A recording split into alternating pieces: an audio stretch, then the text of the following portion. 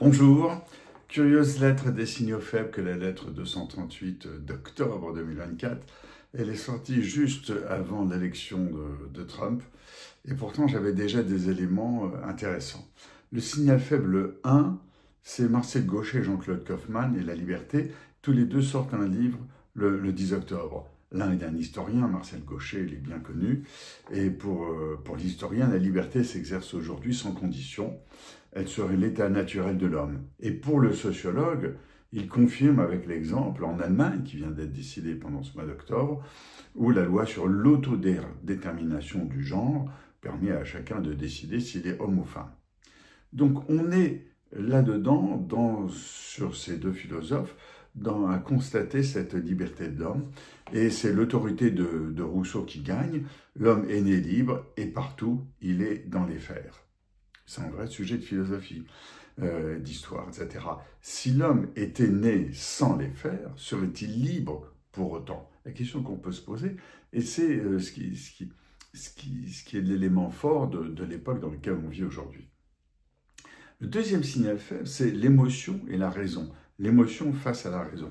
On avait déjà parlé, je crois, avec le bicentenaire de la naissance de Kant, avec son livre sur la raison, et je me posais la question si aujourd'hui on ne serait pas sur un livre sur l'émotion.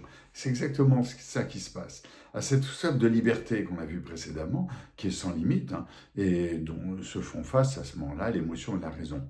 Et on retrouve chez Trump, chez Mélenchon, chez Nigel Farage, etc., cette formulation d'émotion. Alors cette formulation, c'est quoi? Eux, ce sont les élites, les sachants, c'est le chaos. Et nous, il faut qu'on rende notre fierté aux humiliés, c'est-à-dire les sachants contre les humiliés. C'est ce que Giuliano da Empoli a décrit dans sa méthode des ingénieurs du chaos, qu'on a retrouvé en mise en œuvre dans le mage du Kremlin. Créer le chaos par tous les moyens que l'on veut, à l'emporte-pièce, c'est-à-dire que l'émotion l'emporte sur la raison qui est nécessairement trop longue à expliquer et à développer et à écouter. Et cela tourne à la violence suggérée, on l'a vu avec le Capitole il y a quasiment maintenant 4 ans. Les lumières s'éteignent, elles s'éteignent doucement, et les slogans des réseaux et leurs promoteurs l'emportent. Et on voit un petit peu dans l'analyse qui est faite de l'élection de Trump, et je la ferai peut-être dans ma prochaine des signaux faibles, on en est là-dedans. C'est-à-dire que Trump a été élu par intuition, par ces fameux morts de désespoir qui avaient été détectés par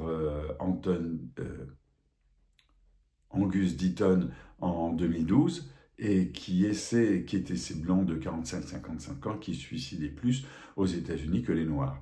Et on en avait ces gens qui étaient désespérés. Et on retrouve cela aujourd'hui aussi. Alors on le retrouve dans son électorat, et on le retrouve aussi en France, avec ces gens qui ont envie de retourner aux valeurs traditionnelles contre, si l'on veut, ce qu'on appelle aujourd'hui le wokisme.